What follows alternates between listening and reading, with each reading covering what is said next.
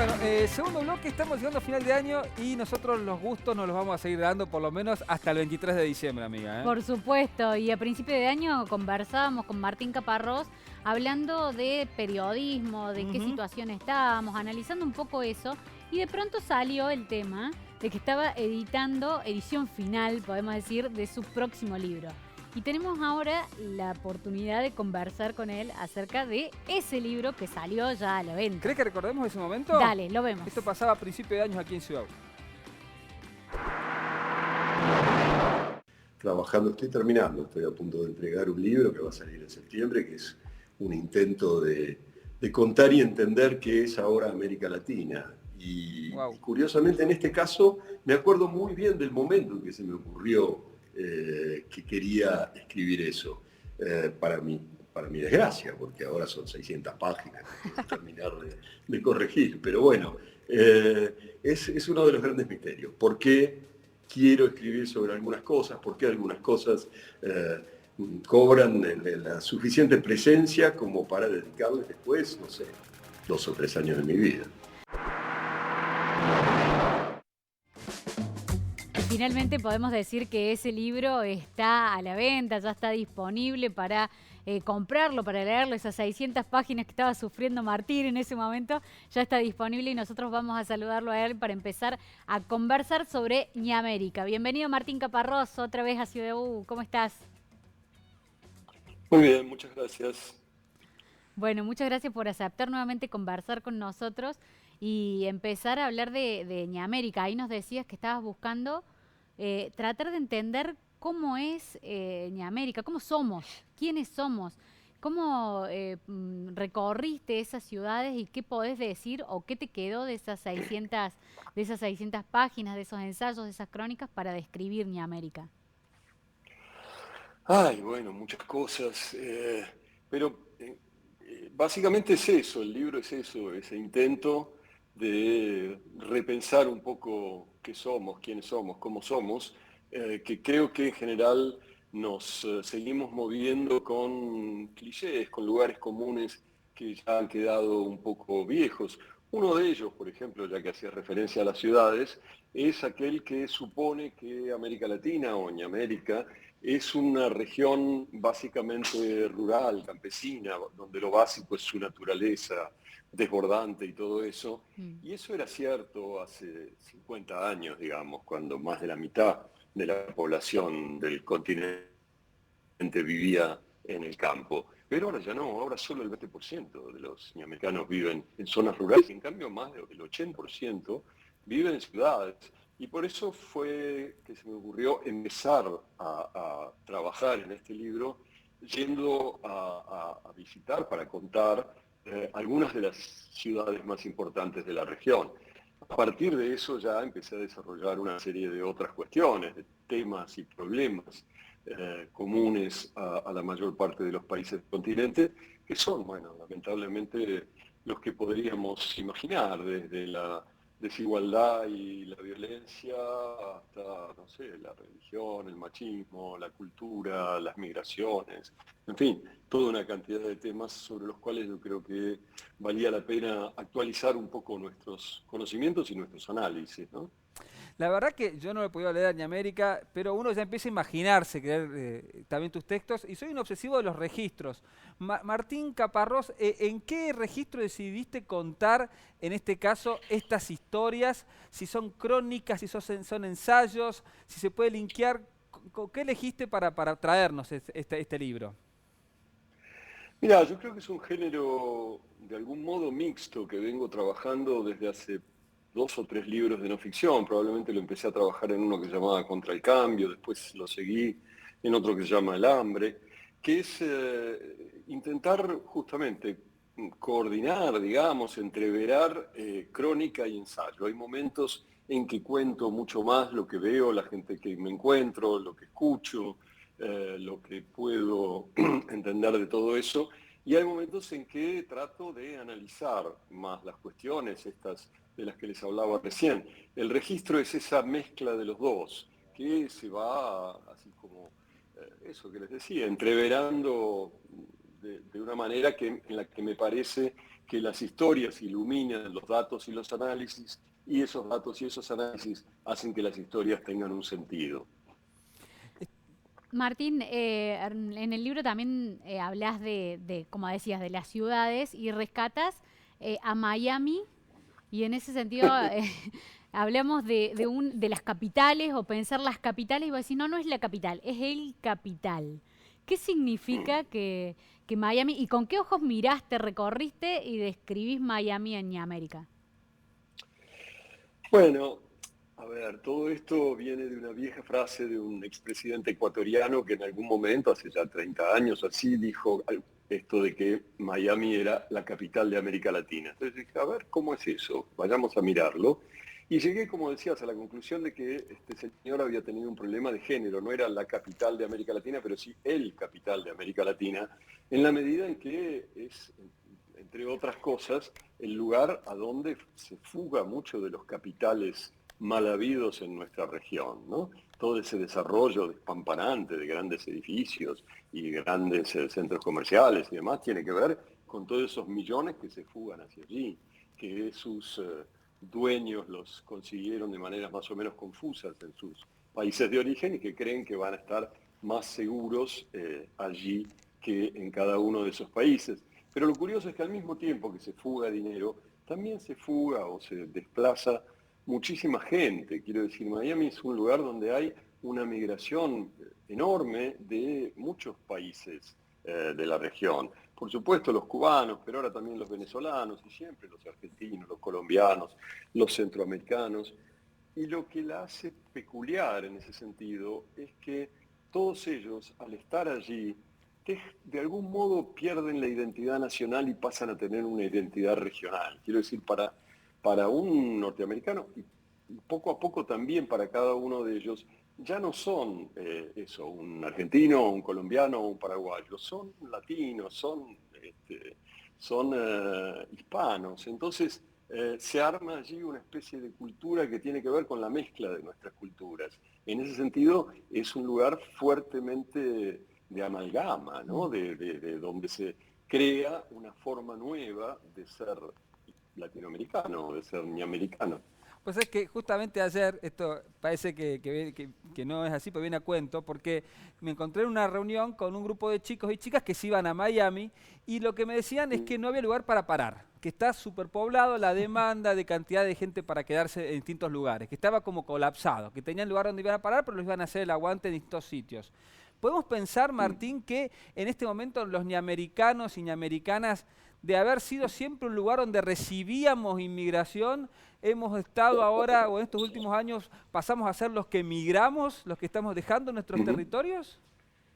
Sin duda, sin duda. Y una de las cosas que a mí más me interesó encontrar trabajando para el libro es que nuestro continente se formó con 5 olas migratorias muy definidas, cosa que no pasa necesariamente en la mayoría de los otros lugares, donde las migraciones son más confusas, más mezcladas y demás. En el caso de América está clarísimo, quiero decir, hubo una primera ola que fue hace unos 20.000 años, cuando estos asiáticos pudieron cruzar el estrecho de Bering allá arriba y llegaron a Alaska porque el estrecho estaba congelado y podían caminar, y se difundieron por un continente donde hasta ese momento no había seres humanos. Esos fueron los primeros habitantes. Y se fueron repartiendo lentamente por todo el continente, pero además el estrecho de Bering ¿cómo se dice? Se disolvió, digamos, el hielo se licuó y entonces el continente quedó aislado durante como más de 15.000 años, hasta que hace 500 llegó la segunda ola migratoria, que son los conquistadores españoles, con todo lo que hicieron, con todos sus problemas y sus virtudes, digamos. Después ellos mismos trajeron la tercera ola violenta de africanos que secuestraron para que vinieran a trabajar aquí. La cuarta ola son muchos de nuestros mayores que llegaron a fines del siglo XIX, principio del XX, de sobre todo la Europa pobre, españoles, italianos y demás, que vinieron más que nada al sur del continente, pero que fueron muchos más en términos cuantitativos que todas las olas anteriores. Y con esas 4 se armó la amalgama que somos. Eso es lo que somos, la mezcla de esas 4 grandes olas migratorias. Y ahora, desde hace 20 o 30 años, empezó la quinta ola, que es la primera en la que, en lugar de recibir gente, nuestra región la expulsa, la manda hacia otros lugares. Es la primera ola de emigrantes en lugar de inmigrantes, y eso efectivamente es un cambio muy fuerte en cuanto a lo que somos y las expectativas que podemos tener, ¿no? Y esa situación de emigración y de cómo se trata por ahí a los migrantes también, pensando en los venezolanos que empezaron también a circular, es una Mm, característica común en América, mm. se puede caracterizar de alguna manera que tenga una cierta normalidad la migración o cómo tratamos a los migrantes también. Mira, la migración nunca es una normalidad porque siempre es una respuesta extraordinaria a un problema que no sabemos resolver de otra manera. Nadie en general migra si puede no hacerlo. Es muy poca la gente que lo hace por gusto, digamos. Se hace en general por una sensación de impotencia, de imposibilidad de mejorar tu vida en el lugar donde naciste y donde tenés todos tus raíces, ¿no? Entonces, ya migrar es una situación de anormalidad fuerte, pero además, como a muchos les conviene también en los países de recibida, hacernos creer que todos los males vienen de los otros, echarle la culpa de todo a los ajenos, a los extranjeros, entonces eso aumenta, digamos, la normalidad de la situación, porque encima que tenés que ir a buscarte la vida a algún lado, en ese lugar muchas veces, aunque te usan y usan tu trabajo, te tratan mal porque así muchas veces ciertos sectores políticos o del poder justifican cosas que de otra manera les resultaría más difícil explicar. Entonces, yo creo que la normalidad está todo el tiempo en la situación de migración y ahora en América lo estamos viendo. Por un lado, esto que decías, los venezolanos que son maltratados en muchos lugares y que son, por supuesto, una prueba del fracaso de su país, en la medida en que en tan poco tiempo 4 o 5 millones de personas lo han abandonado. Eso es un registro de un fracaso estrepitoso. Pero también los que se tratan de ir a Estados Unidos vía México y los reprimen a veces en la frontera Ujú. sur de México, los centroamericanos que son reprimidos allí porque el gobierno de Estados Unidos le pidió al gobierno supuestamente popular de López Obrador que ponga soldados en la frontera y el gobierno supuestamente popular de López Obrador lo hizo. Es curioso cómo las reacciones frente a la migración muchas veces desnudan gobiernos que tienen discursos que después lo que hacen no está a la altura de esos discursos, ¿no? Martín, consulta, ¿ni América cuándo se podrá conseguir ya librerías de Argentina o de Córdoba? Que Debería estar, ¿eh? Si ¿debería no estar está, ya? estamos jodidos. Ah, Sí, sí, bueno, sí, sí, sí, debería estar sí, sí. entonces. Debería. Bueno, Espero que esté. esperemos que esté, entonces será Espero regalo que de la esté. fiesta. La última que te pregunto yo, de atrevimiento total. Nos cuesta a veces entender desde esta parte del mundo donde estamos ahora lo que está viviendo Europa con la tercera, cuarta ola de la pandemia o la epidemia. Y viene como unas preguntas hacia adentro, pero ¿cómo si tuvieron las vacunas ellos y no estaban y están tan cerrados? ¿Qué podemos contar breve para entender un poquito por qué están tan jodidos, parece? O por lo menos de eso es la información que nos llega, ¿no? Sí, se te perdieron unas cuantas olas, porque acá ya no saben cuál es, pero más o menos cuentan que es la sexta. Apa, bien. Sí. Bueno, te cuento que en España la situación no está tan complicada como en otros países de Europa y probablemente una de las razones sea que aquí la gente se ha vacunado mucho más masivamente que en el resto de los países de aquí de Europa Occidental. Es curioso, porque España es un país que muchas veces se pensó como más bárbaro, en fin, más Ujú. supersticioso o lo que sea, y sin embargo no hay aquí esos movimientos antivacunas que hacen que en países supuestamente muy desarrollados, muy educados, como Francia, Alemania, el norte de Italia, Inglaterra, etcétera, haya por momentos un 30% de la población, o un tercio de la población que no se vacunó. Sí. Entonces, eso explica en gran medida el resurgimiento, digamos, de la pandemia en estos lugares. Eso y el hecho de que, bueno, hay enormes regiones del mundo que no están casi vacunadas. Vos sabés que África Mm, mm.